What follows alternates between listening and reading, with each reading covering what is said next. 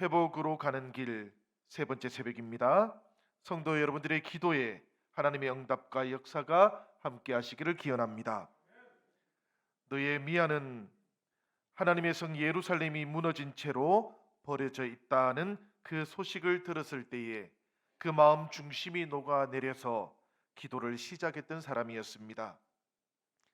왕의 술관원이라고 하는 자신의 능력으로도 할 수 있는 것이 많다고 생각할 수 있었던 사람이었지만, 그러나 기도로 시작했던 사람이었습니다. 기도가 시작이다라고 인정했던 믿음의 사람이었습니다. 그렇게 기도하며 하나님께서 이루어 주실 그 회복을 위해서라면 다른 누군가가 아니라 자신이라도 그 고난의 자리로 기꺼이 가겠다고 자신부터 결단하며 권력과 부귀 영화가 보장되어 있던 왕의 술관은 그 자리도 내려놓았던 믿음의 사람이라는 것을 기억합니다. 이 느헤미야의 기도가 오늘 우리가 함께 봉독했던 말씀을 보니까 아닥사스다 왕 제20년 기슬로월에 시작되어서 니산월까지, 그러니까 4개월째 이어지고 있었습니다. 성도 여러분, 저는 이 회복으로 가는 세 번째 새벽에 기도하던 느헤미야의 이 4개월을 묵상해 보았습니다. 기도할 때 우리는 자칫 내가 원하는 시간을 가지게 됩니다. 기도할 때 자칫 우리는 내가 원하는 방법으로 하나님께서 응답해 주시기를 원할 수도 있습니다. 내 마음과 내 뜻으로 하나님을 조정하려는 것이지요. 그렇지만 하나님께서는 하나님의 때를 가지고 계시고 하나님의 방법으로 일하시는 것입니다. 느헤미야는 하나님께서 움직이시기 전까지는 자신도 움직이지 않았던 사람이었습니다. 기도하는 동안 한시라도 빨리 예루살렘으로 돌아가서 건축하고 싶은 마음이 이 느헤미야에게 왜 없었겠습니까?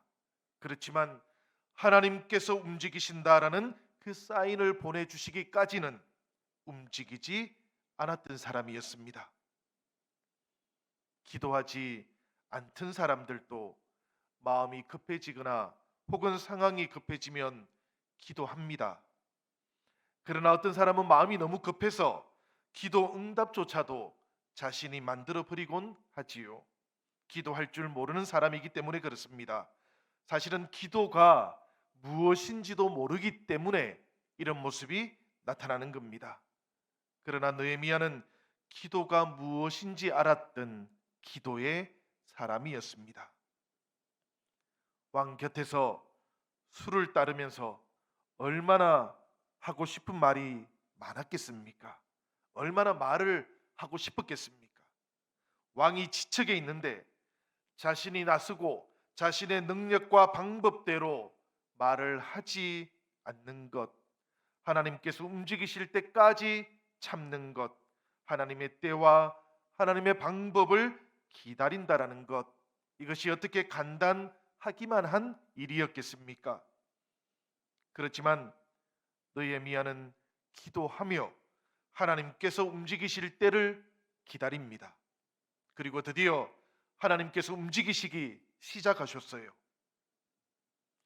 수산궁에 왕과 왕후가 잔치를 열었습니다.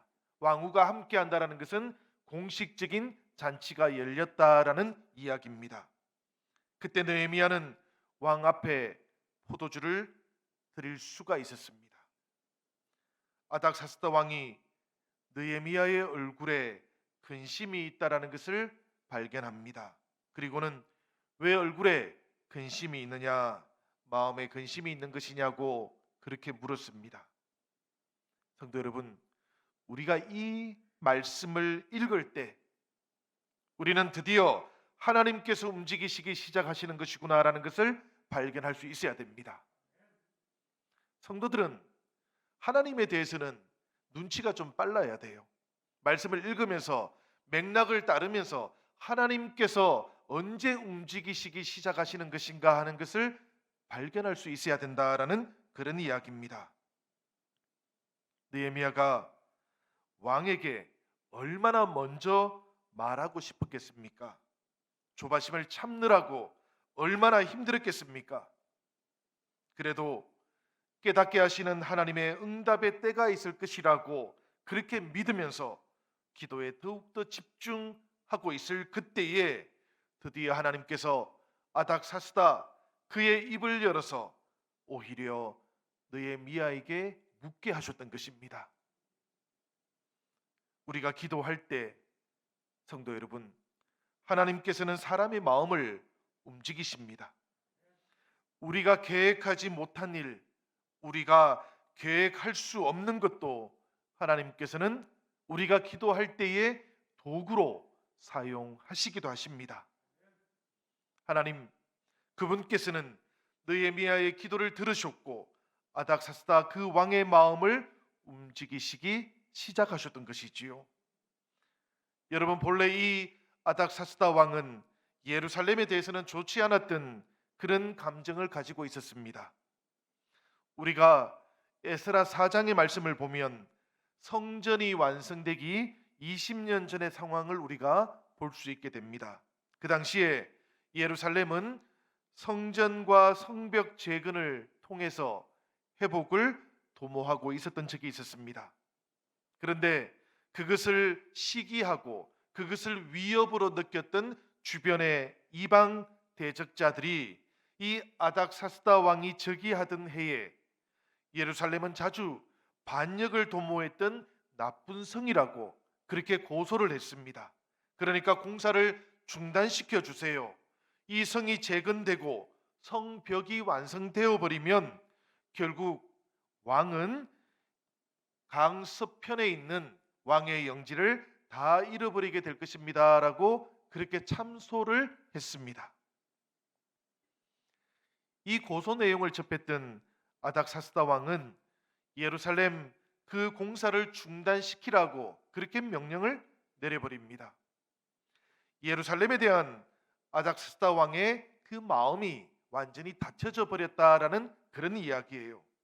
그리고 여러분, 한번 내려졌던 왕의 명령이지 않습니까? 자신의 권위를 스스로 손상시키지 않고는 철회하기가 쉽지 않은 일이었습니다. 만일에 느헤미야가 자신의 마음이 앞서가지고 먼저 말을 왕 앞에서 꺼내었다면 이런 아닥사스다 왕의 영린을 건드리게 될 일이었습니다. 그런데 느헤미야는 기도했습니다. 느헤미야가 이렇게 기도하자 오히려 하나님께서 지금 아닥사스다 왕의 그 마음을 움직여주고 계시는 것입니다. 성도 여러분, 많은 사람들은 이 느헤미야의 4개월 기도하면서 하나님께서 움직이시기 시작하실 때까지의 이 기간을 견디기 어려워합니다. 지금 당장 할 수 있는 일이 없어 보이기 때문이지요. 무엇인가 막혀 있는 것 같고 하나님께서는 아무런 일도 하지 않는 것처럼 그렇게 느껴지기 때문입니다. 답답함을 견디지 못하고 그래서 기도하기를 멈추기도 합니다.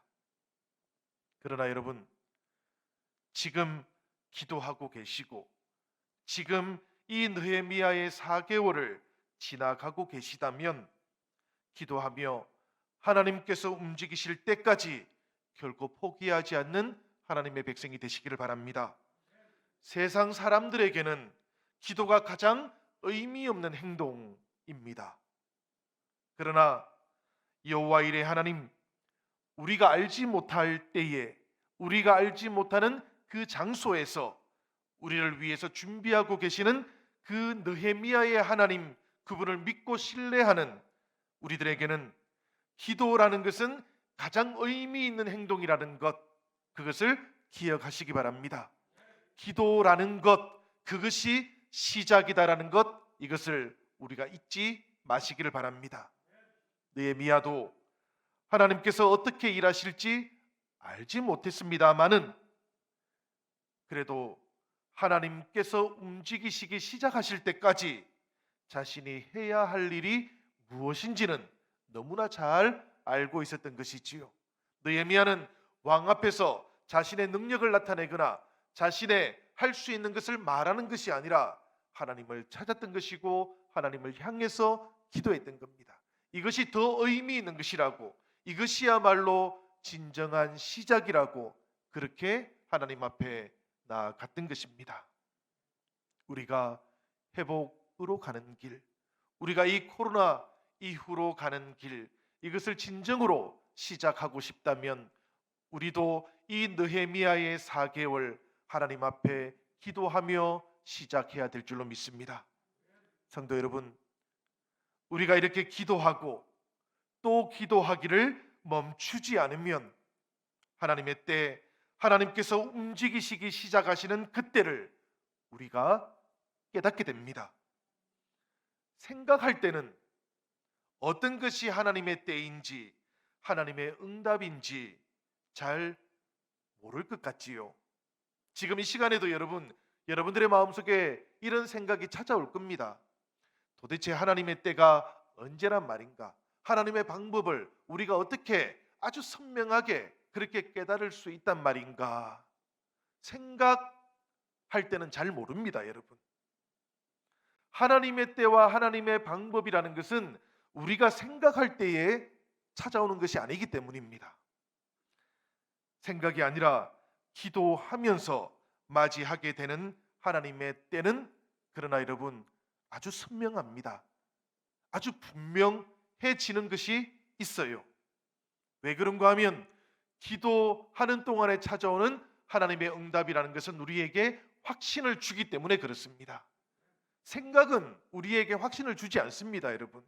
그러나 우리가 기도하면서 하나님의 때를 우리가 온전히 기다리고 있다면 하나님께서 움직이시기 시작하시는구나라는 그 확신도 하나님께서 주시는 것입니다. 그래서 우리가 흔들리지 않고 바로 지금이구나, 지금 하나님께서 움직이시기 시작하시는 것이구나라는 것을 확 깨달아 알게 되는 거예요. 기도하는 사람, 하나님의 비전을 품는 사람에게 하나님께서 이 때를 계시해 주기 때문입니다. 아닥사스다 왕, 그 왕이 느헤미야에게 어찌 얼굴에 수심이 있느냐, 어찌 마음에 근심이 있느냐고 그렇게 물었을 그때에 느헤미야가 그랬던 겁니다, 여러분. 느헤미야는 계속해서 기도해 왔고 계속해서 하나님의 때가 언제인지를 알고 싶었습니다. 바로 그때 아닥사스다 왕이 두 번째로 느헤미야에게 이렇게 물었지 않습니까? 내가 무엇을 원하느냐? 내가 무엇을 원하느냐라고 묻고 있는 이 아닥사스다 왕의 물음을 느헤미야는 하나님의 음성으로 듣고 확신하게 되었던 것이지요. 그래서 느헤미야는 곧바로 오늘 말씀을 보면 하늘에 하나님께 묵도했다라고 그렇게 나오고 있습니다. 긴급하고 결정적인 순간이 찾아왔다라는 것을 깨달았던 것이지요. 그러니까 다시 한번 하나님을 향해서 느헤미야는 기도를 하는 겁니다. 하나님, 도와주십시오. 하나님, 바로 지금입니다 라고 그렇게 기도했지 않겠습니까? 그리고 난 다음에 이 느헤미야는 찾아온 그때를 놓치지 않습니다. 그동안 기도하면서 마음에 품고 있었던 그 말을 드디어 왕에게 청하기 시작합니다. 5절의 말씀인데요, 이렇게 되어 있습니다. 왕이 만일 좋게 여기시고 종이 왕의 목전에서 은혜를 얻어 사오면 나를 유다 땅 나의 조상들의 묘실이 있는 성읍에 보내어 그 성을 건축하게 하옵소서.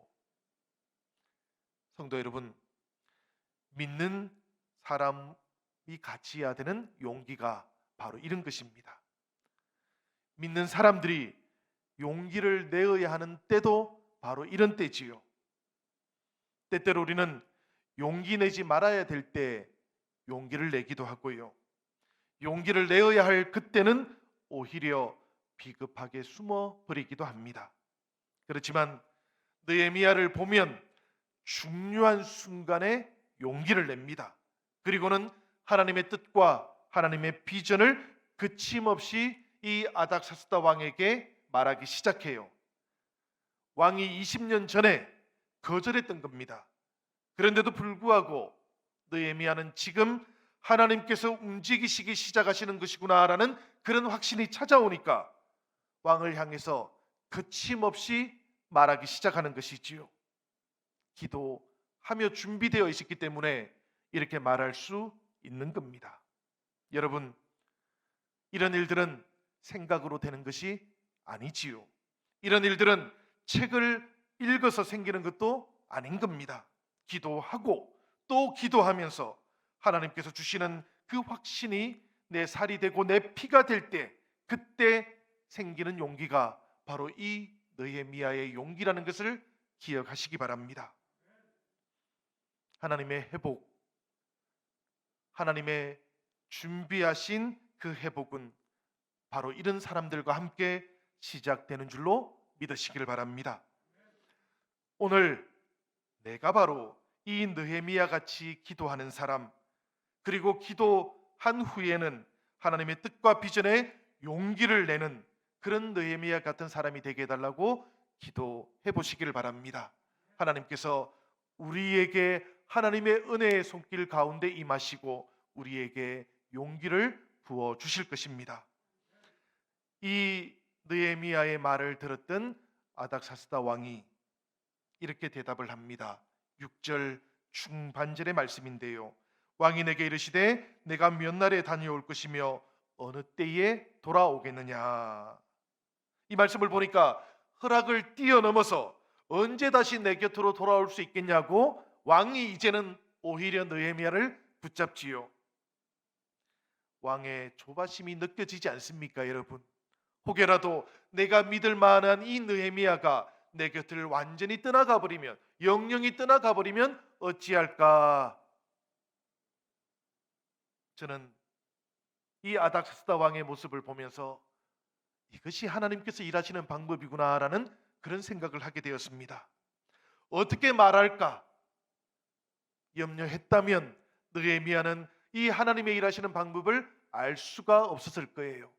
그러나 하나님께서 일하실 것을 굳게 믿으면서 말하지 않고 기도에 온전히 집중하고 또 기도했을 때 느헤미야는 하나님께서 일하시는 이 방법을 목격하게 되었던 겁니다. 그래서 느헤미야는 8절에서 하나님을 향해서 이렇게 고백하는 것이지요. 내 하나님의 선한 손이 나를 도우심으로, 내 하나님의 선한 손이 나를 도우심으로 이런 일이 일어났습니다. 이 일은 나의 공로가 아니고 이 일은 아닥사스다 왕이 했던 일도 아닙니다. 이 모든 일들은 하나님의 손이 나를 도우셨기 때문입니다. 할렐루야. 여러분, 이 새벽에 우리가 다 같이 하나님의 선하신 일을 기뻐하며 하나님의 이름을 찬양하는 이것이 얼마나 은혜스러운 일입니까? 새벽을 할렐루야와 함께 시작하는 이 영신교회 안에 하나님의 회복과 하나님의 위로가 함께하기를 기원합니다. 이렇게 기도하고 하나님의 은혜의 손길이 내 머리 위에 있었다라고 고백을 하니까 느헤미야의 그 가는 앞길에 불가능의 벽을 넘어서 원수의 모함을 뛰어넘어서 기적같이 하나님의 능력이 나타나게 되었던 것입니다. 이 느헤미야에 대한 소문이 느헤미야가 예루살렘에 도착하기 이전부터 그 지역의 바닥에 퍼져나가기 시작해요. 느헤미야의 별명이 무엇인가 하면 흥왕케 하는 자다라는 별명을 가지게 되었다라고 성경은 우리에게 전합니다. 여러분, 느헤미야가 어떻게 이렇게 회복시키는 사람, 어떻게 이렇게 부흥을 일으키는 사람, 흥왕시키는 사람이 될 수 있었겠습니까? 기도하고 또 기도했기 때문입니다. 하나님께서 일하시기 시작하실 것이다라는 그 확신 가운데 기다릴 줄 알았기 때문입니다.